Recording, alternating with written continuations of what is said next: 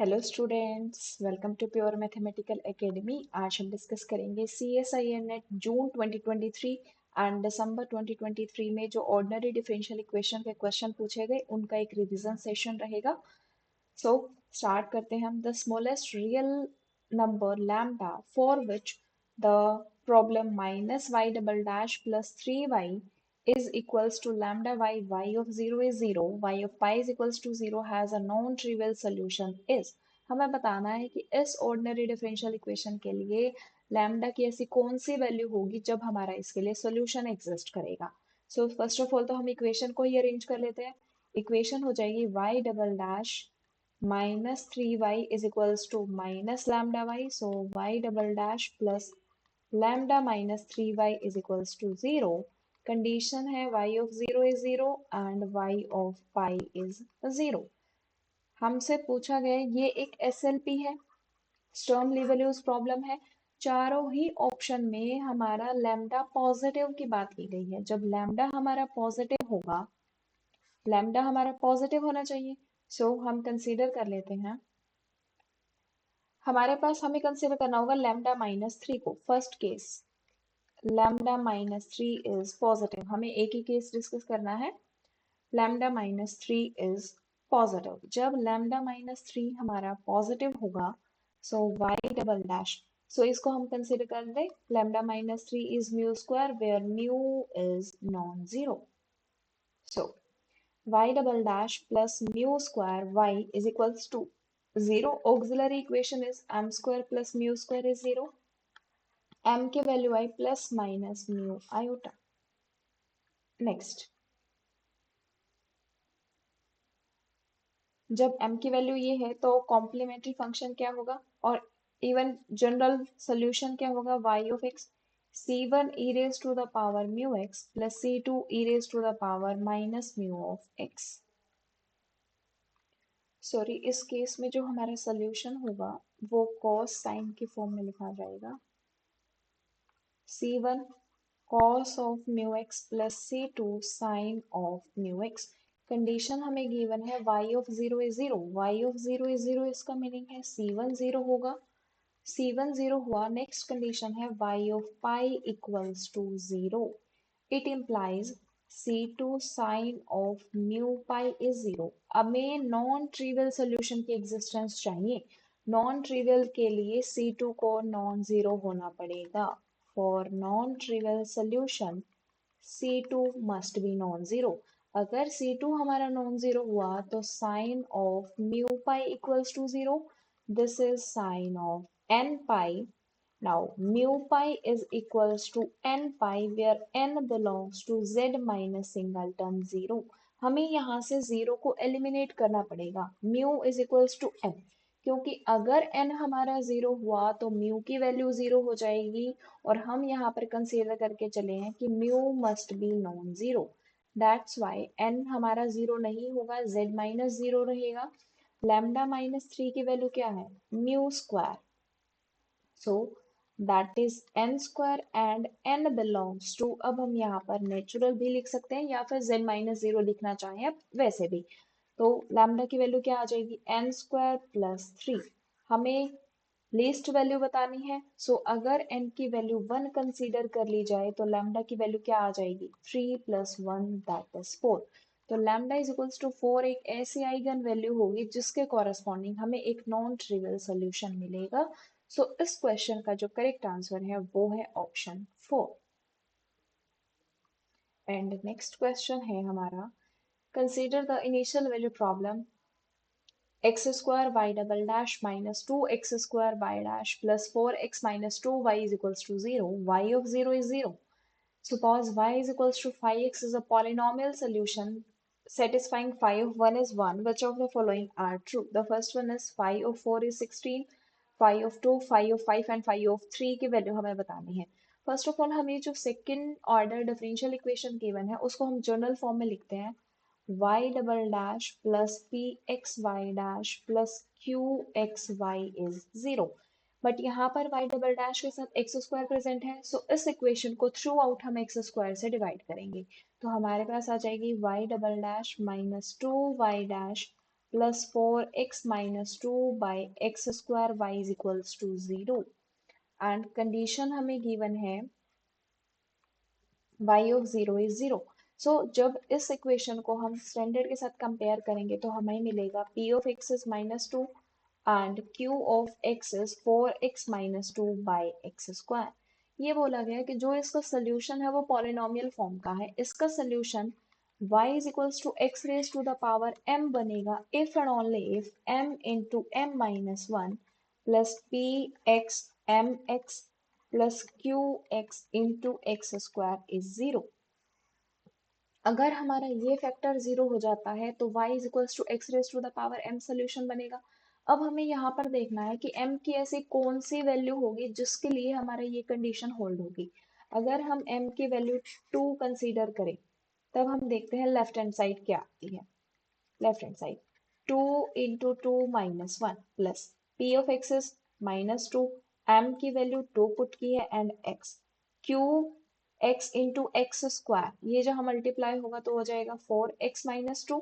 So 2 minus 1 1 1 into 2 is 2 minus 4x plus 4x minus 2 0 आ गया।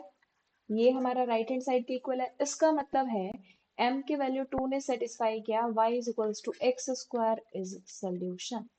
जब y is equals to x square solution है तो phi of x की value क्या आ गई हमारे पास एक्स स्क्वायर। अब हम देखते हैं फाई ऑफ 4 इज 16 ये हमारा करेक्ट होगा। फाई ऑफ 2 इज 2 4 आना चाहिए ये इनकरेक्ट हुआ। फाई ऑफ 5 इज 25 ये हमारा करेक्ट है। Phi of 3 is equals to 3 ये हमारा इनकरेक्ट है क्योंकि 9 आना चाहिए। And next question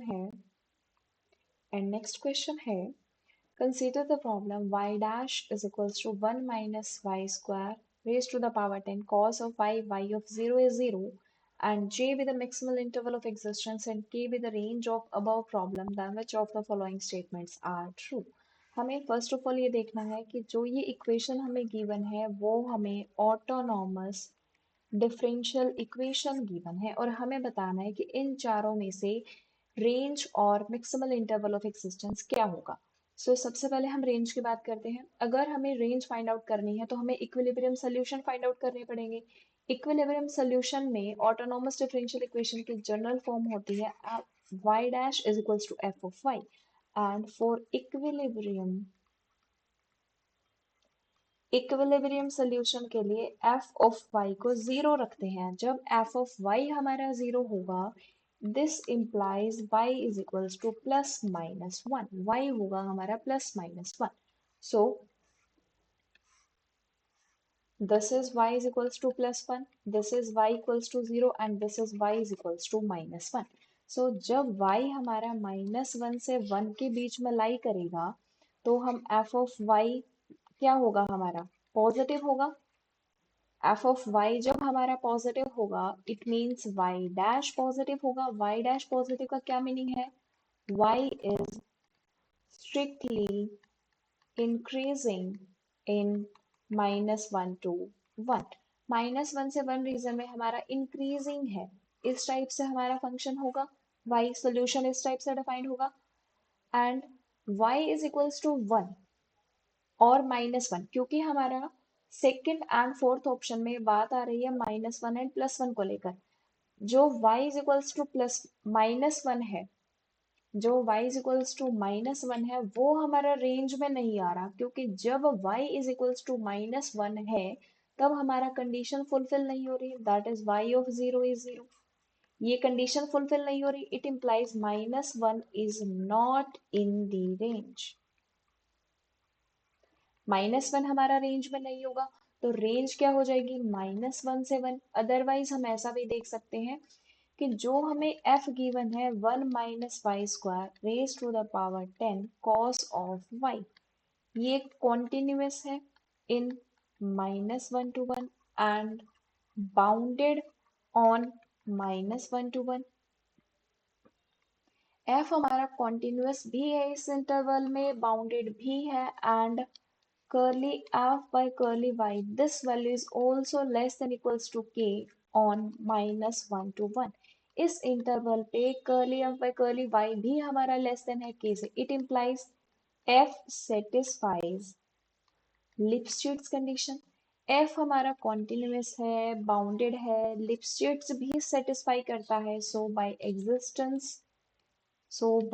existence and uniqueness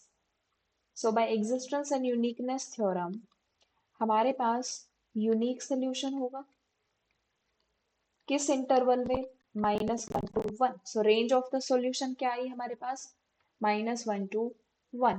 that is second हमारा करेक्ट होगा, थर्ड इनकरेक्ट होगा। और जो गिवन इक्वेशन है वो हमें ऑटोनॉमस डिफरेंशियल इक्वेशन गिवन है, तो इस केस में जो मैक्सिमल इंटरवल होता है वो हमारा -∞ to 0, r, या फिर 0 to ∞। जो भी ऑप्शन में गिवन हो वही हमारा करेक्ट होगा। फर्स्ट ऑप्शन है J is equals to R, so ये हमारा करेक्ट हो जाएगा। सो इस क्वेश्चन के करेक्ट आंसर होंगे फर्स्ट एंड सेकेंड। अब हम जून का क्वेश्चन देखते हैं। Suppose xt is the solution of the initial value problem.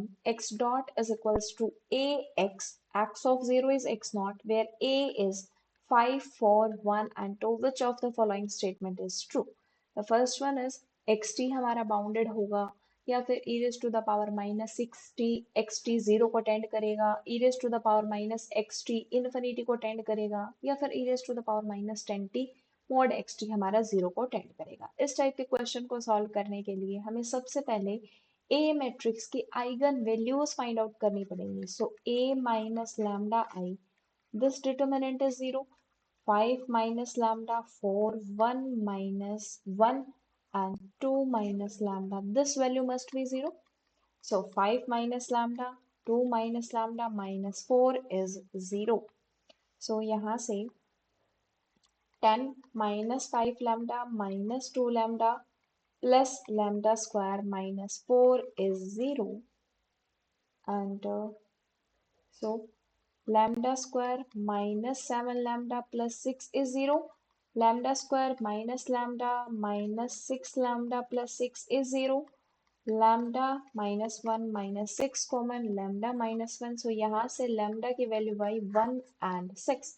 हमारे पास गिवन मैट्रिक्स की आइगन वैल्यूज हैं 1 and 6, तो जो सोल्यूशन होगा वो लिखा जाएगा C1 e raised to the power t v1 plus C2 e raised to the power 6t v2, where v1 is the vector corresponding to the eigenvalue lambda is equals to 1 and v2 is the eigenvector corresponding to the eigenvalue lambda is equals to 6। अब हमें v1 and v2 find out करने हैं।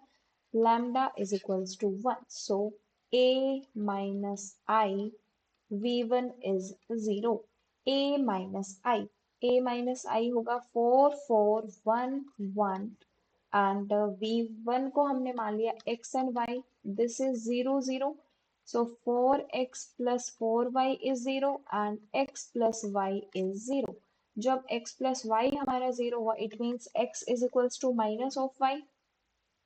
अगर हम y को -1 consider कर लें तो x होगा 1, तो v1 की वैल्यू आई 1 एंड -1। नेक्स्ट हमें v2 फाइंड आउट करना है, लैम्डा इज इक्वल्स टू 6 के कॉरेस्पॉन्डिंग। जब लैम्डा हमारा 6 है तो a -6 i v2, this value must be 0, so a -6 -1 4 1 -4 x y is 0 0। यहाँ से क्या इम्प्लाई हुआ, -x plus 4y is 0, that is x is equals to 4y। जब x is equals to 4y है तो अगर हम y को 1 कंसीडर करें तो x की वैल्यू क्या आ जाएगी 4, ये आया हमारा v2। हमारे पास v1 आ चुका है, v2 आ चुका है, अब हमें सोल्यूशन लिखना है y ऑफ, हमें t के फॉर्म में लिखना है, तो यहाँ पर हमने by mistake y of x लिख दिया है, this is y of t, ये y ऑफ t होगा। अब हम देखते हैं y of t is c1 e raised to the power t 1 minus 1 plus c2 e raised to the power 6t 4 and 1। This is the solution। Now अब हमें first option देखना है। First first में बोला गया है हमें। अब हम ऑप्शन देखते हैं एक बार।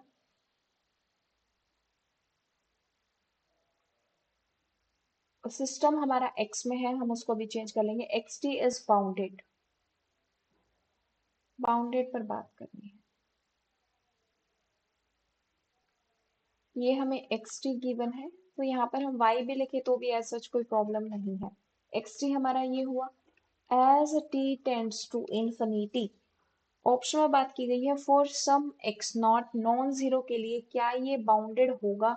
जब टी हमारा इंफिनिटी को टेंड करेगा तो ये कहा जाएगा इंफिनिटी की तरफ, ये भी हमारा इंफिनिटी की तरफ। This implies x t is not bounded.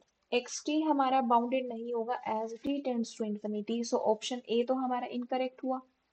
Now B. B में क्या है, e raised to the power minus 60 this x of t, so c1 e raised to the power minus 5t 1 minus 1 plus c2 4 and 1. Now as t tends to infinity, जब t हमारा infinity को tend करेगा तो ये वाला factor तो हमारा zero की तरफ जाएगा, बट c2 अगर हमारा नॉन जीरो हुआ, for all x not non zero की बात की गई है कि जब एक्स नॉट हमारा नॉन जीरो हो, जब एक्स नॉट मतलब x at zero is x not and x not is non zero, तो सी टू की कोई ना कोई वैल्यू एग्जिस्ट करेगी। जब सी टू की कोई ना कोई नॉन जीरो वैल्यू एग्जिस्ट करेगी, so this value is never tends to zero, ये वैल्यू हमारी जीरो को टेंड नहीं करेगी। सो सेकेंड ऑप्शन है हमारा, वो भी इनकरेक्ट हुआ, ये कोई फाइनाइट वैल्यू आएगी। Now third. थर्ड में है e raise to the power minus t x of t, so यहाँ से क्या आ जाएगा, c1 v1 1 minus 1 plus c2 e raised to the power 5t and 4 and 1 as t tends to infinity। जब भी t infinity को tend करेगा तो इस फैक्टर की हेल्प से जो सोल्यूशन ये है e raised to the power minus t mod of xt, ये भी हमारा infinity को टेंड करेगा। So this value also tends to infinity. So third option में हमें यही बोला गया कि ये infinity को टेंड करेगा, तो ये ऑप्शन हमारा करेक्ट हो जाएगा। Now fourth. फोर्थ में बोला गया e raised to the power minus 10t xt. So ये क्या हो जाएगा हमारा c1 e raised to the power minus 9t v1 plus c2 e raised to the power minus 4t v2। As t tends to infinity हमारे पास c1 c2 की value चाहे कुछ भी हो, हमें फर्क नहीं पड़ता, क्योंकि as t tends to infinity this factor tends to zero, this factor tends to zero, sum also tends to zero. This implies e raised to the power minus 10t mod of xt also tends to zero, ये भी हमारा zero को tend करेगा। And देखते हैं।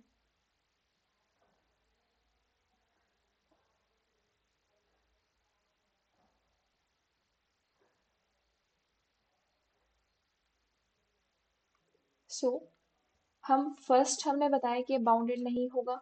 Second हमारा infinity को tend करने का एक फैक्टर मिला था हमें, सो जिसकी वजह से हमें एक फाइनाइट वैल्यू मिली थी ना कि जीरो, ये हमारा इनकरेक्ट हुआ। फोर्थ हमने प्रूव किया कि ये जीरो को टेंड कर रहा है, बट थर्ड में क्या है, फॉर ऑल एक्स नॉट दिया हुआ है, तो हम देखते हैं कि क्या कोई हमारा ऐसा एक्स नॉट एग्जिस्ट करता है जिसके लिए हमारे पास C2 जीरो बन जाए। इसके लिए देखते हैं थर्ड ऑप्शन में एक बार।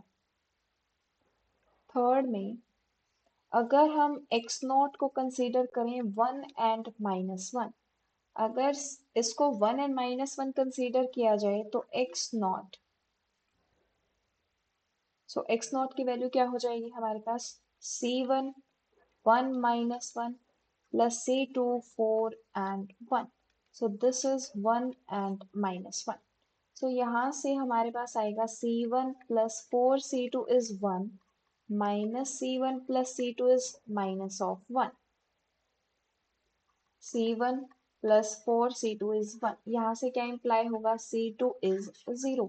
इट मीन्स हमारे पास एक ऐसा x नॉट एग्जिस्ट किया है जिसके लिए c2 हमारा 0 है। जब c2 हमारा 0 हो जाएगा, दिस फैक्टर इज 0। अगर ये फैक्टर 0 है तो हमारे पास ये वाली वैल्यू जो होगी वो एक फाइनाइट वैल्यू को टेंड करेगी, ना कि इन्फिनिटी को। So this is some finite value. So third हमारा इसलिए करेक्ट नहीं हुआ। सो इस क्वेश्चन का करेक्ट आंसर होगा 4।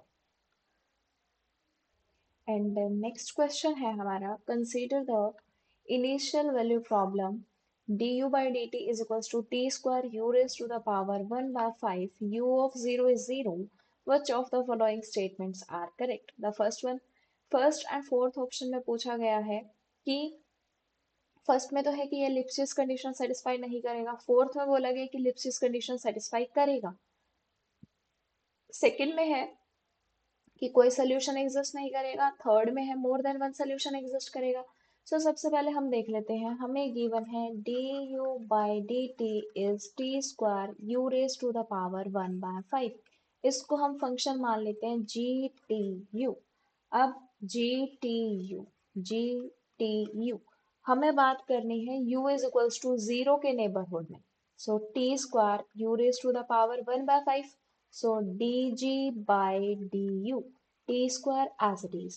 u का with respect g का with respect to u करना है 1/5 u raised to the power 1/5 minus of 1, that is t square by 5 and u raised to the power 4/5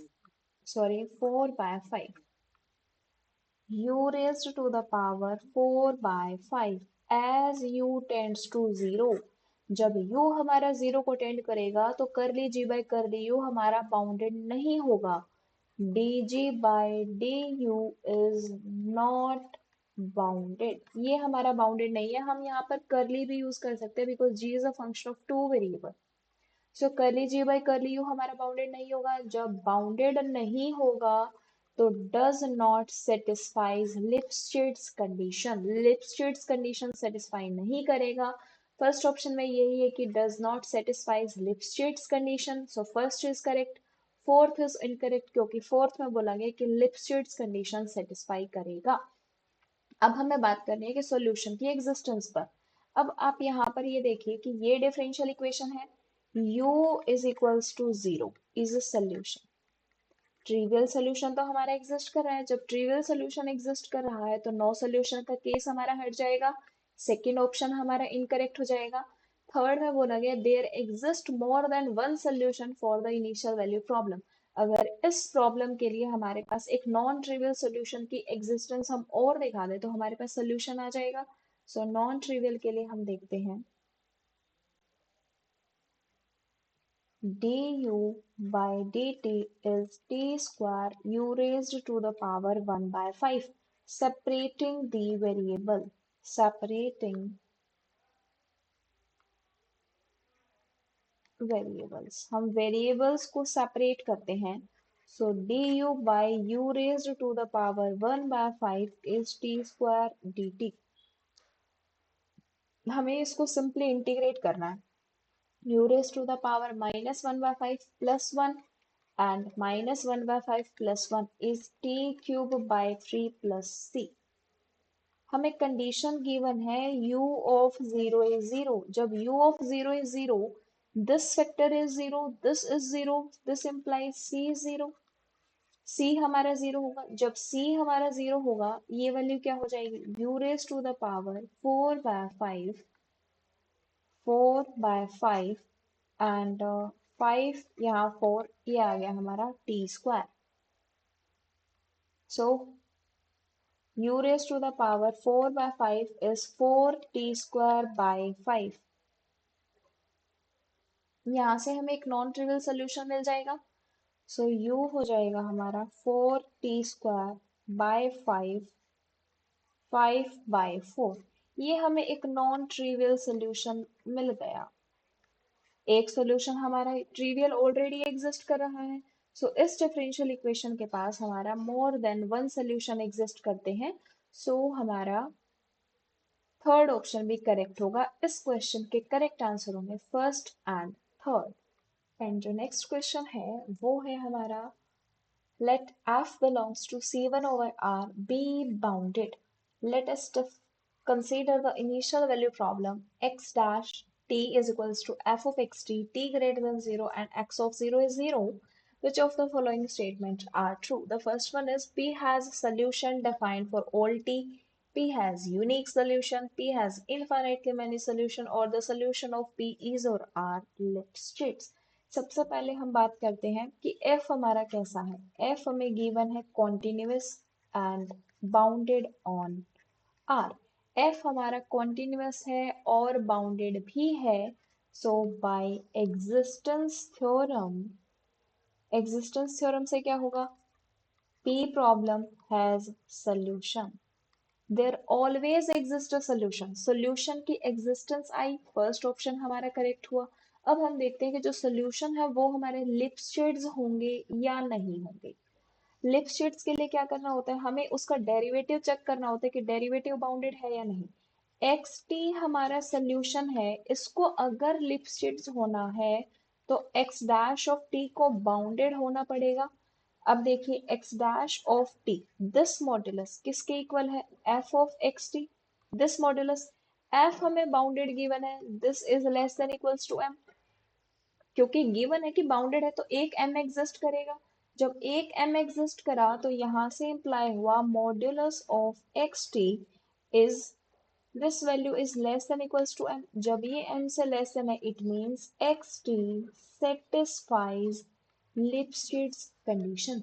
जो प्रॉब्लम p हमें given है उसके जो सॉल्यूशंस होंगे वो हमें लिपस्टिड्स कंडीशन सेटिस्फाई करेंगे।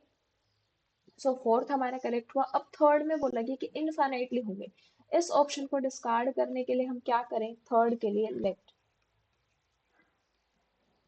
हमने एफ ऑफ एक्स टी को वन कंसीडर किया। जब एफ ऑफ एक्स टी हमारा वन है तो x dash is one. This implies x is equals to t plus c and condition given है x of 0 is 0। जब x of 0 is 0 है तो c की वैल्यू हमारे पास 0 आ गई।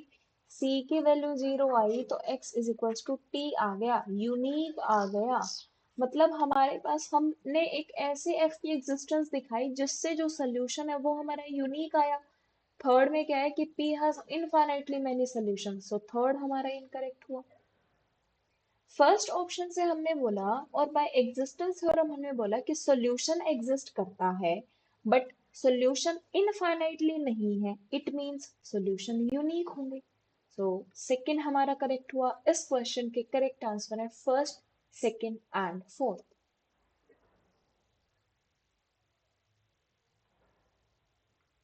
क्वेश्चन इज P प्रॉब्लम हमें गिवन है x dash t is equals to square root of x t t greater than 0 x of 0 is 0। Q problem हमें given है y dash t is equals to square root of y t t greater than 0 y of 0 is 0।